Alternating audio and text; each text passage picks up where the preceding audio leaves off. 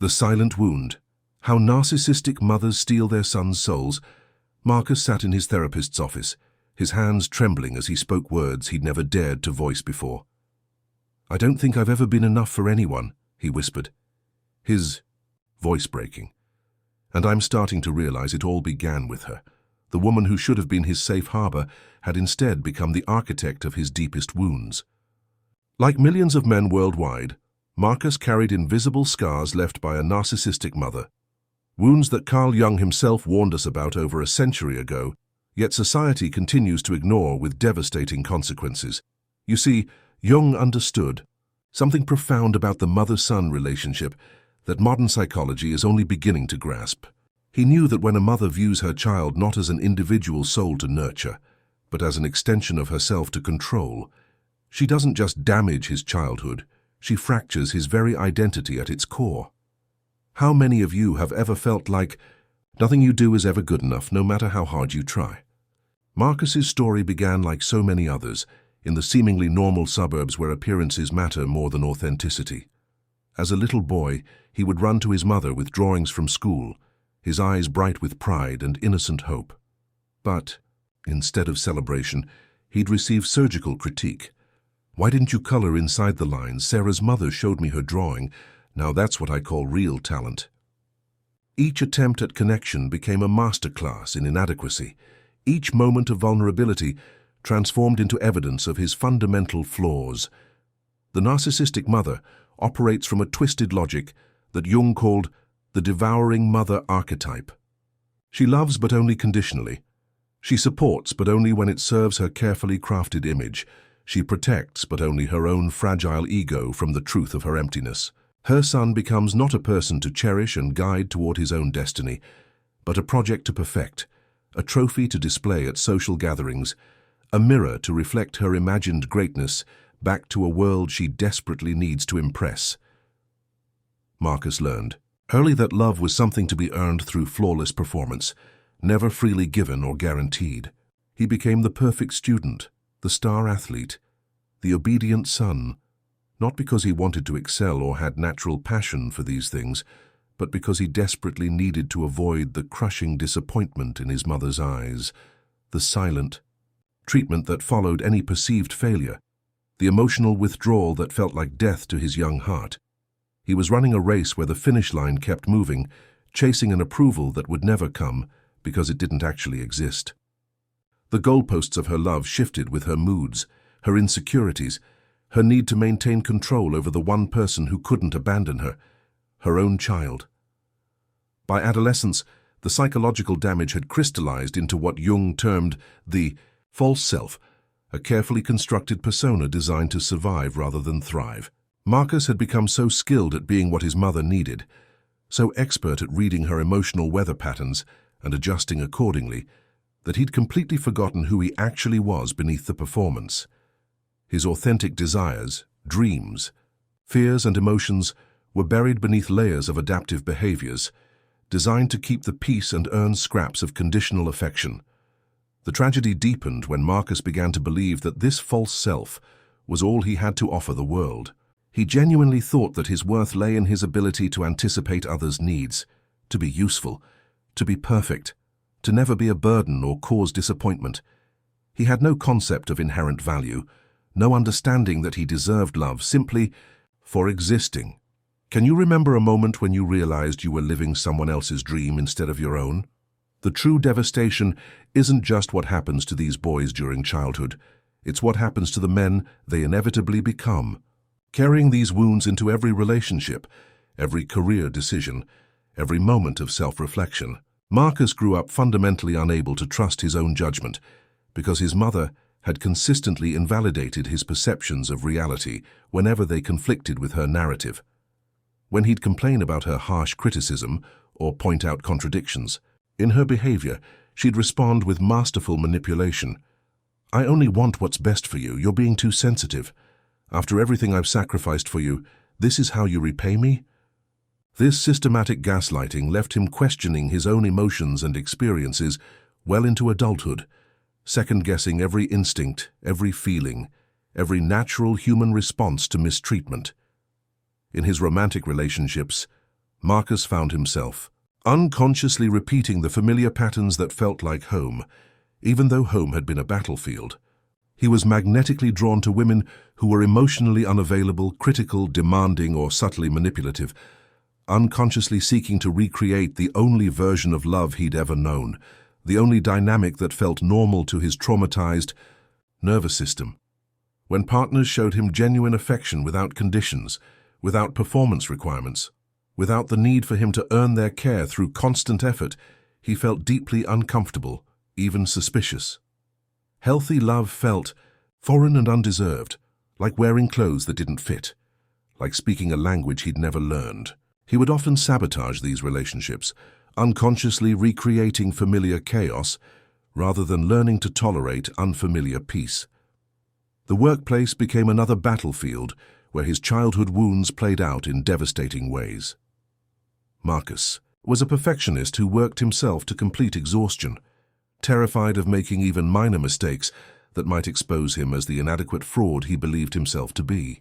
He struggled to set boundaries with demanding bosses, taking on unreasonable workloads, and accepting treatment that healthy people would reject immediately.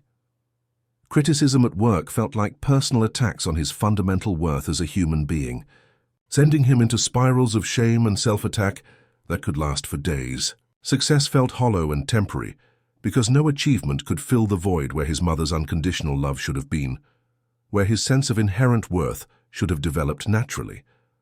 But perhaps the most devastating impact was on his relationship with himself, the internal dialogue that shapes every moment of existence.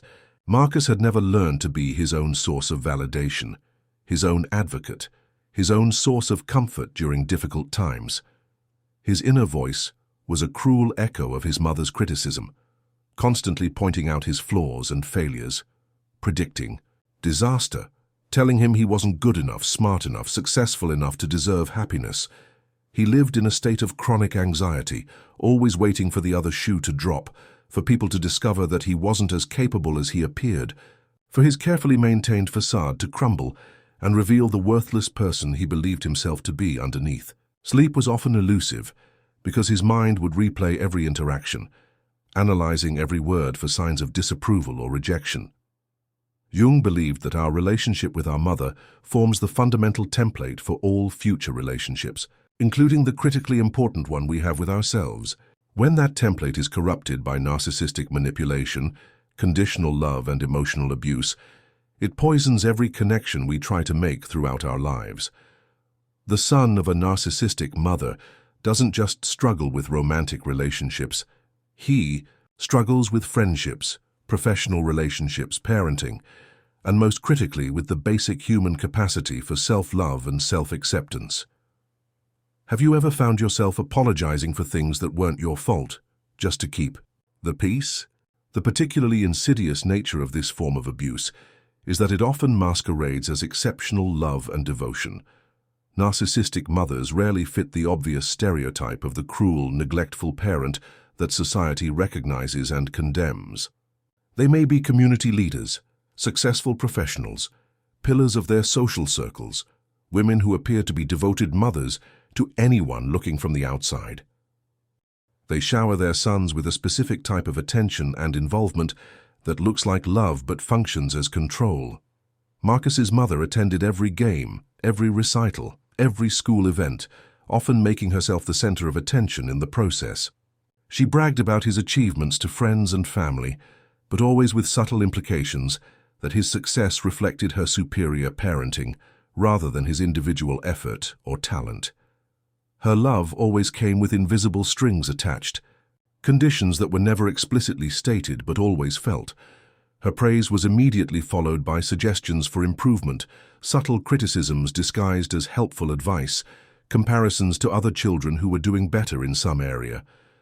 Her support was contingent on his continued performance at the level she deemed acceptable for her image as a mother. She was simultaneously his biggest cheerleader and his harshest critic, creating a psychological double bind that left him perpetually anxious and confused about the nature of love itself. He learned that affection was something that could be withdrawn at any moment if he failed to meet expectations, that safety was an illusion, that depended entirely on his ability to keep another person happy with his performance. This type of covert emotional abuse creates what trauma specialists call complex trauma, a deep-seated disruption in the child's fundamental sense of safety, identity, and worth that affects every aspect of psychological development. Unlike obvious physical abuse, which leaves visible marks that society recognizes and condemns, emotional manipulation by narcissistic mothers often goes completely unnoticed by teachers, relatives, and family friends, leaving their sons to suffer in complete isolation. The children themselves rarely understand what's happening to them. They know something feels wrong, but they can't articulate what it is. They blame themselves for being too sensitive or ungrateful because that's what they've been told. They develop a profound sense of shame about their own emotional needs, learning to hide their true feelings even from themselves. Marcus spent decades believing that the problem was his failure to appreciate his mother's sacrifices, his inability to be the son she deserved. He carried enormous guilt about his resentment towards someone who had done so much for him, never recognizing that genuine love doesn't require children to sacrifice their authentic selves in return. The journey toward healing begins with the courage to name what happened and acknowledge its profound impact on every aspect of life. For Marcus, this moment of recognition came during a panic attack at age 35, when the weight of trying to be perfect for everyone finally crushed him completely.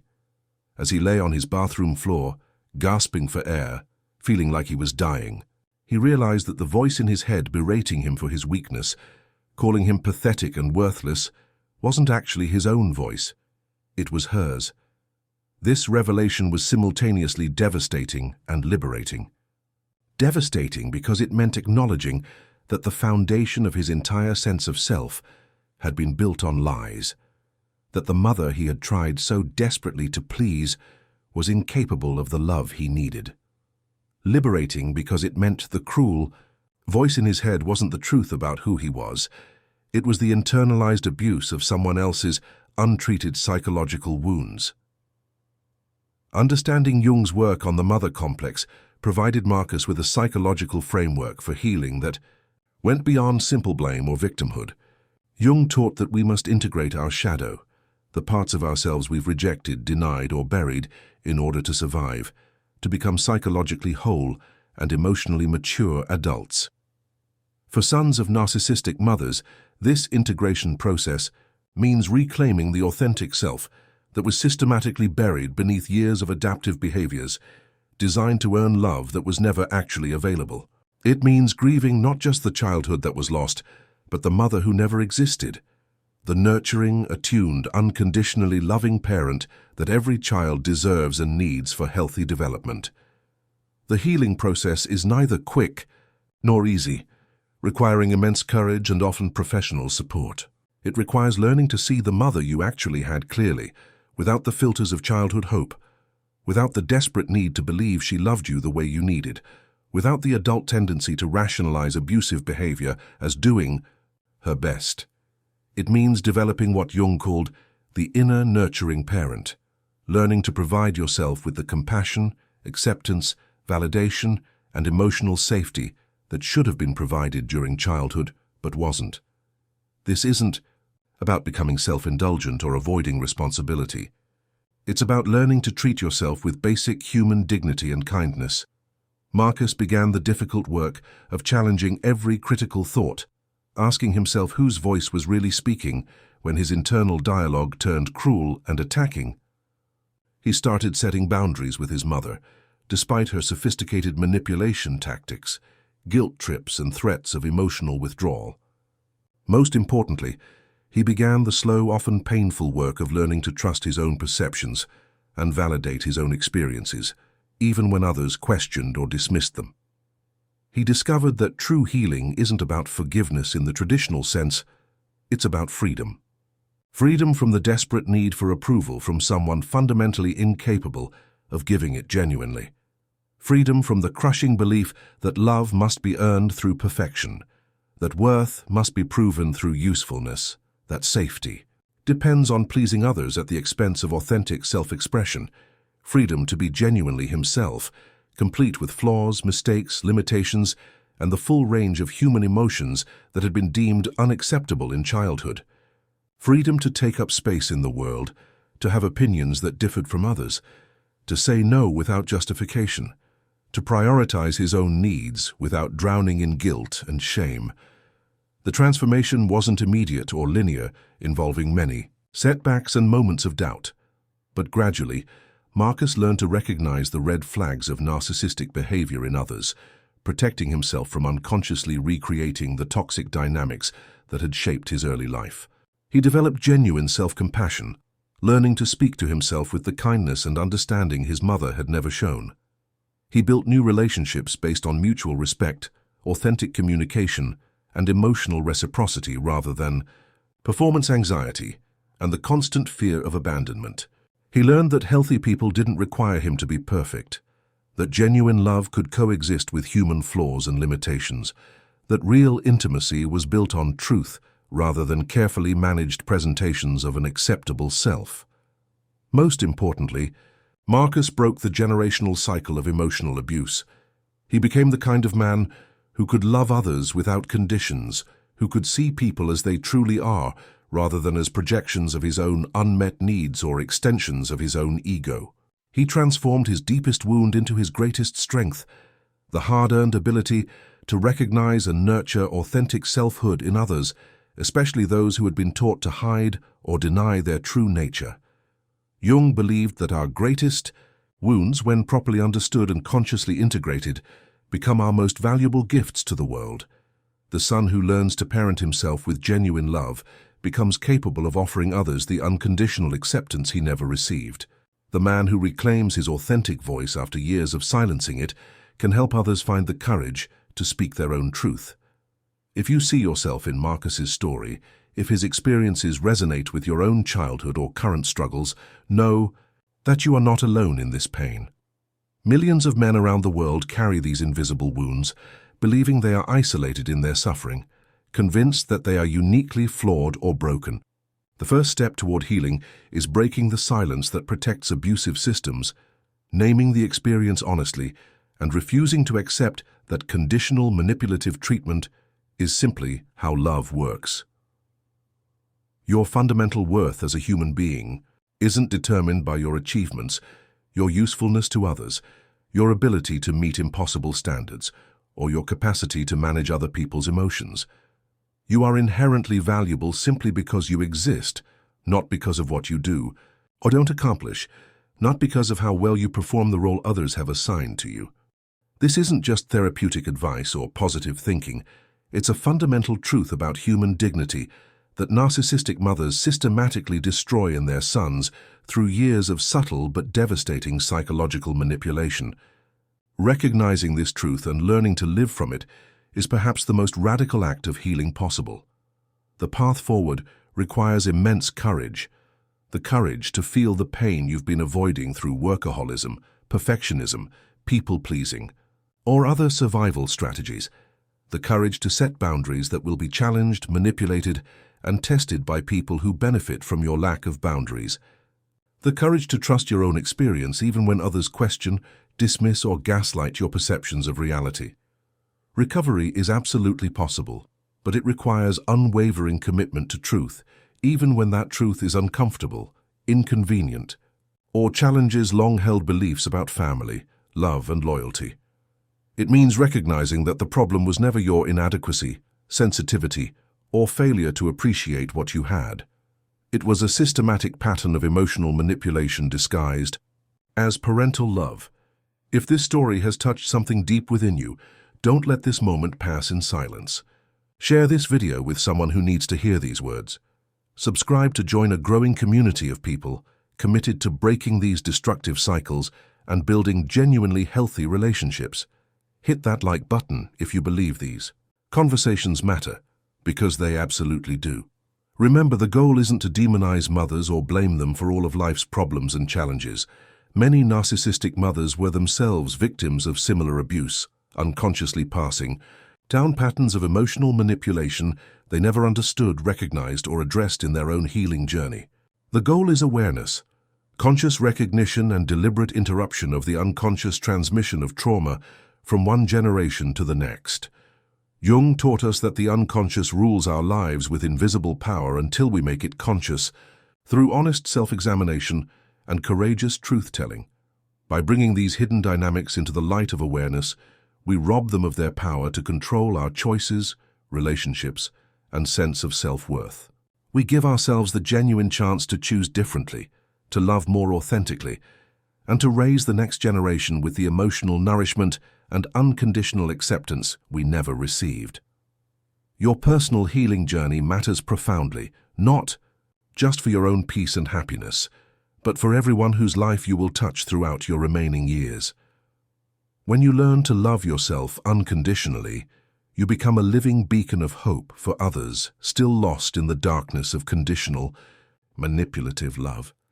You become walking proof that transformation is possible, that wounds can become wisdom, that destructive cycles can be broken through conscious choice and persistent effort.